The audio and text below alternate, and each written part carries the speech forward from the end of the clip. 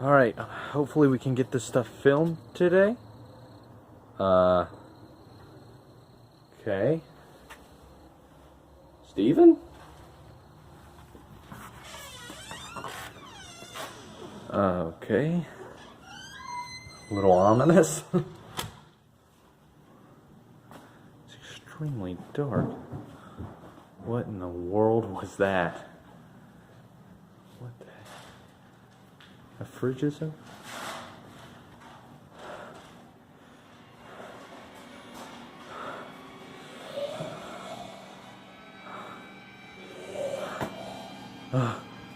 What is that?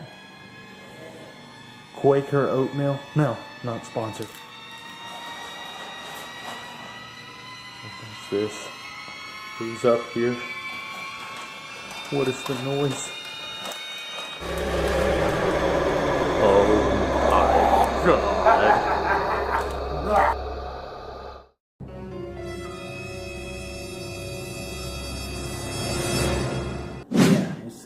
It's protein, and all the kids are doing it.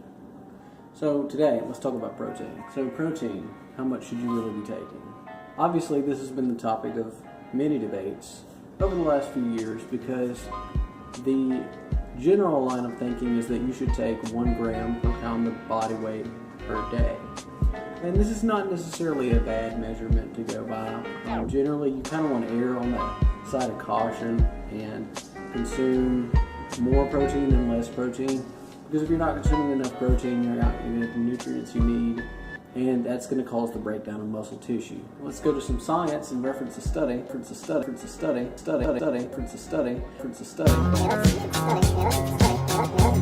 So in a 1992 study, a Tarnopolsky, don't know if I said that right, it was a 1992 study. Basically, they had 2 groups of participants. For a couple weeks, they measured basically anywhere from 0.61 grams per pound of body weight all the way up to close to a gram per pound of body weight. And they found that they had no body composition changes whatsoever in that 2-week period, nor did they have strength gains. So I know what you're thinking. 2 weeks is not enough time to measure such a thing.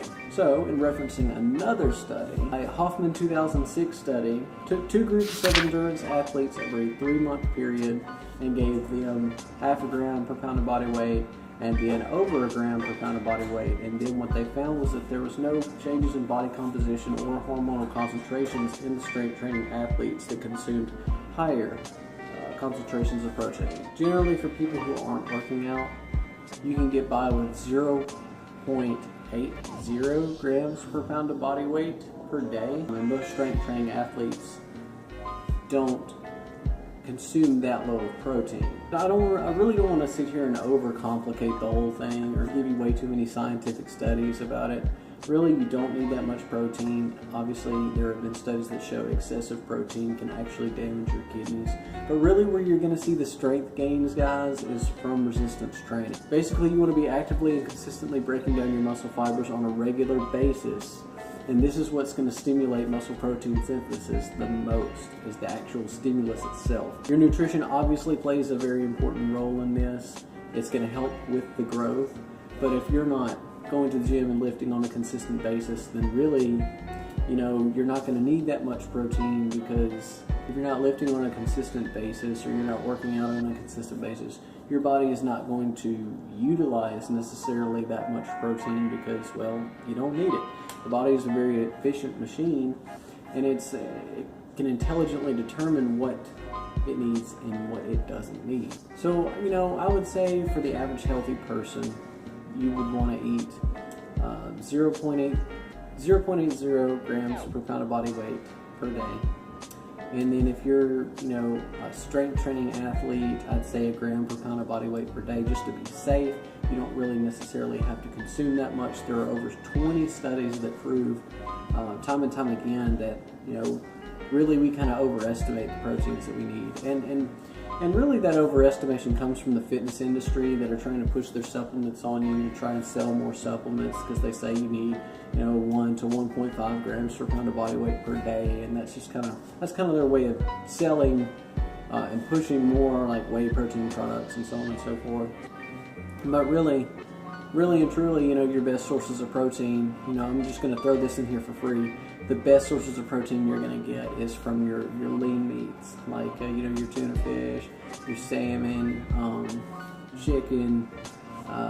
Some red meats are okay, not excessively, obviously, but, you know, really you just want to stick to food sources as your primary source of protein. So don't really try to overcomplicate it. You know, just eat a balanced diet. Get a sufficient amount of protein. I say just eat, you know, depending on how much you weigh, just eat about 80% of that in your body weight, and you're going to be fine generally as far as your protein needs are going to be met. If you're training on a consistent basis, your body's going to utilize that protein, and you're going to grow. The only way you're not going to grow is maybe if you're in a calorie deficit and you're doing a cut. You're still going to have some muscle growth so long as you have a positive nitrogen balance. But the muscle growth is not going to be as noticeable or as quick as if you're doing like a bulk or a lean bulk. And this is because your body is a science equation. If you put more into it, it's going to grow. If you put less into it, it's going to shrink. You can still have muscle protein synthesis and you can still gain pounds of muscle while you're cutting, but this process takes a lot longer, and people usually give up if they're trying to grow their muscle within a shorter period of time on a cut. You generally don't see quick results with it. I definitely don't want to overcomplicate it for you guys. I just want to kind of just be straightforward with you, and, you know, just tell you guys there's no real magic bullet that's going to fix anything in your fitness. There's no real right way or one universal way to do things for everybody. Everybody is different. And that's kind of what's so special about this fitness journey, is that it's more like a spiritual thing. You know, you kind of get to know yourself and know what your limits are and know what your body needs a lot better. It's a very personal thing. There's not one ring to rule them all when it comes to your protein needs. Obviously, you know, if you have different goals in mind, your protein needs are going to be different. That's all I wanted to say for this video. Thank you guys so much for watching.